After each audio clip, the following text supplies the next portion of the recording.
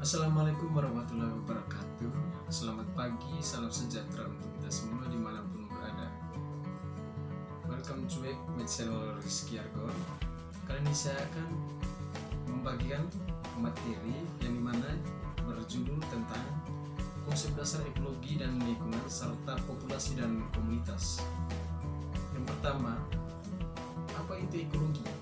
Ekologi yang berarti rumah atau tempat untuk hidup yang sering kita tinggal pada sehari-hari, entah itu pondok, rumah, atau lain sebagainya. Yang kedua, ekologi juga merupakan pengkajian organisme-organisme atau kelompok-kelompok organisme terhadap lingkungannya, atau juga bisa disebut sebagai ilmu hubungan timbal balik organisme-organisme terhadap lingkungannya, ini mana manusia, hewan yang berhubungan dengan makhluk hidup ataupun benda mati. Lalu, menurut Sourzani, Rafiqi Ahmad, dan Rozi Munir pada tahun 1987, mereka menjelaskan bahwa ekologi adalah ilmu tentang hubungan timbal balik antara makhluk hidup dengan sesamanya dan dengan benda-benda mati yang di sekitarnya, seperti yang saya jelaskan pada slide pertama. Kemudian ekologi juga sering diartikan sebagai kajian interaksi antara makhluk hidup dengan lingkungannya. Makhluk hidup atau organisme adalah komponen biotik yang nyata dilihat dan dikenal perwujudannya sebagai individu, populasi, ataupun komunitas, baik berbagai jenis berbeda maupun jenis organisme sama di tingkat organisasi individu ataupun populasi. Kemudian, pada dasarnya ekologi adalah ilmu yang mempertanyakan atau menyelidiki serta memahami lalu bagaimana alam bekerja, yaitu bagaimana keberadaan makhluk hidup dalam sistem kehidupan atau yang mereka butuhkan dari habitatnya untuk bertahan hidup. Bagaimana mereka mencukupi kebutuhan, bagaimana dengan melakukan semua itu mereka berinteraksi dengan komponen lain dan dengan spesies lain, yang artinya saling membutuhkan, saling mengisi antara makhluk hidup dengan spesies lain. Lalu bagaimana makhluk hidup itu menghadapi keterbatasan dan terus toleran terhadap perubahan? Bagaimana individu-individu dalam spesies itu mengalami pertumbuhan sebagai bagian dari suatu populasi atau komunitas? Dan selanjutnya tingkatan makhluk hidup. Protoplasma yakni merupakan hidup dalam sel dan terdiri atas senyawa organik yang kompleks. Contohnya adalah lemak dan protein. Sel juga merupakan unit dasar organisme dan terdiri dari protoplasma dan nukleus yang terdapat pada membran atau juga disebut sebagai misel. Kemudian jaringan itu merupakan kumpulan sel yang memiliki bentuk dan fungsi yang sama. Contohnya adalah jaringan otot dan jaringan otak. Lalu organ juga disebut sebagai bagian dari suatu organisme yang mempunyai fungsi tertentu, misalnya pada manusia, hewan, ataupun kaki, tangan, mata, dan lain sebagainya, entah itu pada manusia ataupun pada tumbuhan juga hewan.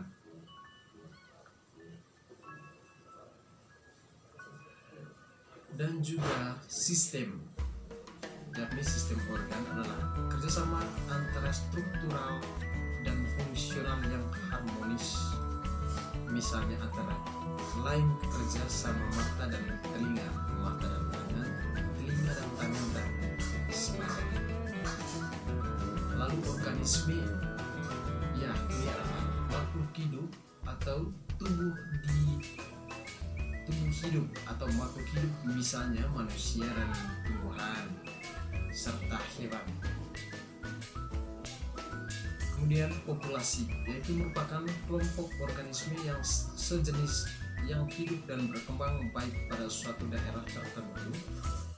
Contohnya populasi manusia, badak, dan populasi komodo.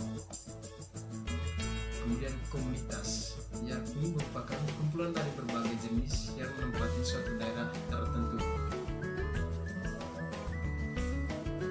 Yang kedua, ilmu lingkungan.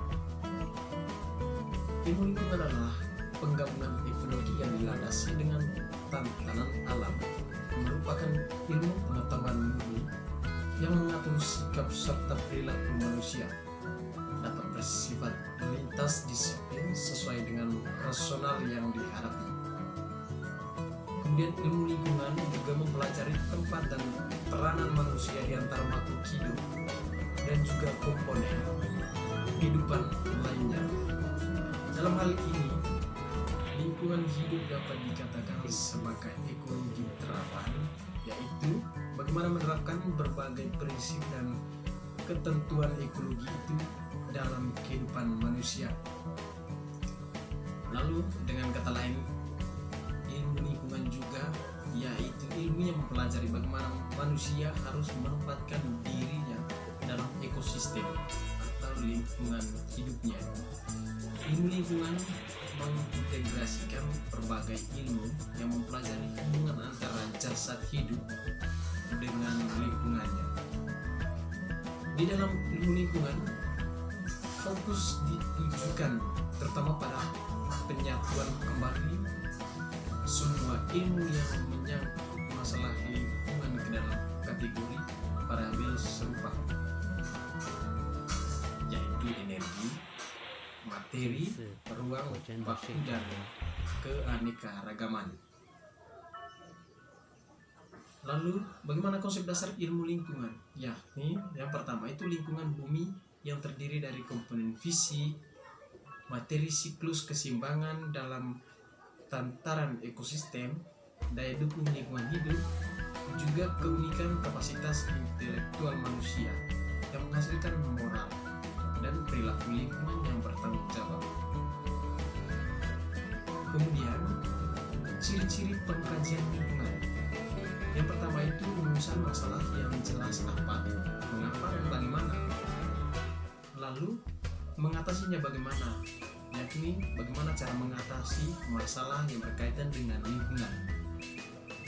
Kemudian yang ketiga, bagaimana pengelolaan ditujukan pada perilaku dan perbuatan yang bertanggung jawab.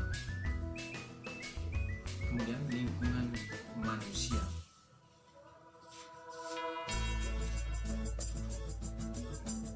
Terus lingkungan hidup. Yang pertama itu kesatuan ruangan dengan semua benda dan keadaan makhluk hidup, termasuk di dalamnya manusia dan perilakunya yang berkelangsungan berkehidupan dan kesejahteraan manusia serta makhluk hidup lainnya. Juga, jadi lingkungan hidup terdiri dari unsur-unsur biotik atau disebut juga sebagai makhluk hidup, abiotik atau benda mati, dan budaya manusia. Jaringan hubungan antara manusia dan lingkungan hidupnya tidak hanya ditentukan oleh jenis dan jumlah makhluk hidup dan benda mati dari lingkungan alam tersebut, melainkan juga oleh budaya manusia itu sendiri.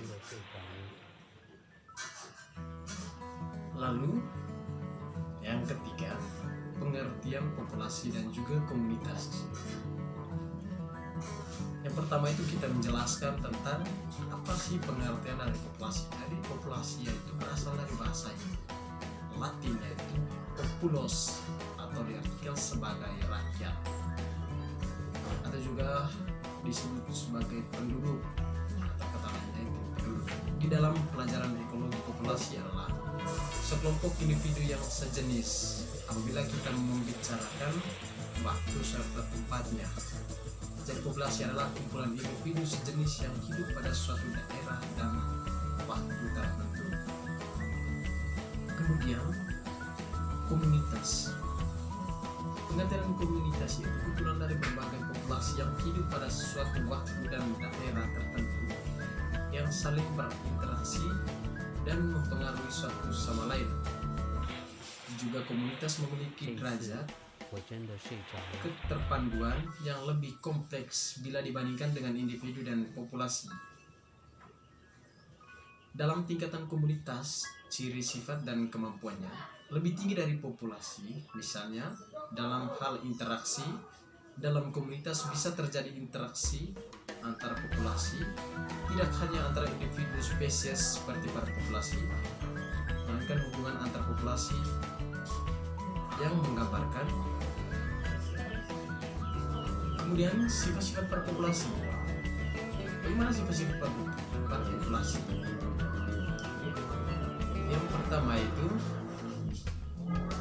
kerapatan atau kepadatan, di mana kerapatan lazim digunakan pada tumbuhan, sedangkan kepadatan biasanya digunakan pada manusia. Populasi organisme pada suatu daerah tidak akan tetap dari waktu ke waktu. Jika jumlah populasi suatu jenis berubah, kepadatan populasinya juga akan berubah. Merupakan faktor atau dua hal yang mempengaruhi perubahan kepadatan populasi organisme pada suatu daerah. Kemudian yang kedua, natalitas atau disebut dengan angka kelahiran. Natalitas atau angka kelahiran adalah angka yang menunjukkan jumlah individu baru yang menyebabkan populasi bertambah persatuan waktu. Dengan demikian, meningkatnya natalitas merupakan faktor pendorong meningkatnya pertumbuhan populasi.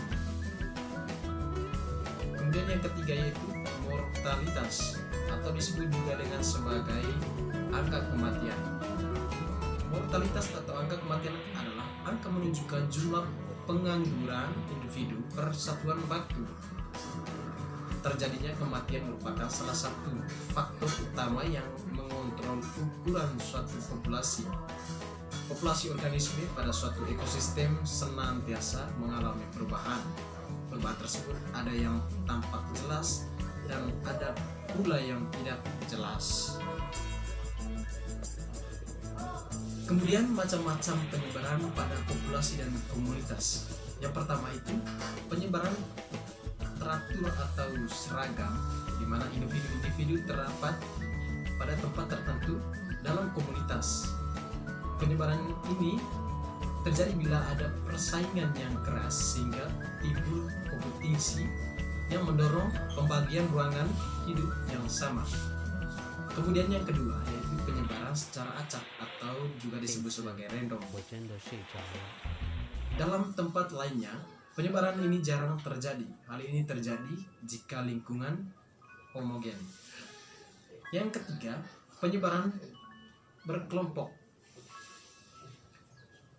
atau berumpun atau juga disebut sebagai selimpit, di mana individu-individu selalu ada dalam kelompok-kelompok dan sangat jarang terlihat sendiri secara terpisah. Pola ini umumnya dijumpai di dalam karena adanya kebutuhan akan faktor lingkungan yang sama. Lalu bagaimana dengan interaksi antara populasi yang membentuk komunitas? Yang pertama itu kompetisi. Kompetisi biasa disebut sebagai atau dipengertiankan sebagai bentuknya interaksi dua makhluk hidup yang mengakibatkan kedua makhluk hidup tersebut mengalami kerugian. Kebutuhan hidup yang sering diperebutkan tersebut antara lain makanan, tempat berlindung, tempat bersarang, sumber air, dan pasangan untuk kawin. Bentuk kompetisi yang terjadi dapat berupa kompetisi intraspesifik, yaitu kompetisi antara anggota spesies yang sama, dan kompetisi intraspesifik, yaitu kompetisi di antara anggota yang berbeda spesies. Persaingan antar individu dalam spesies penting akhirnya untuk mengatur populasi spesies tersebut. Yang kedua yaitu predasi. Di dalam sebuah interaksi atau makhluk hidup dapat hubungan suatu spesies memakan yang lain.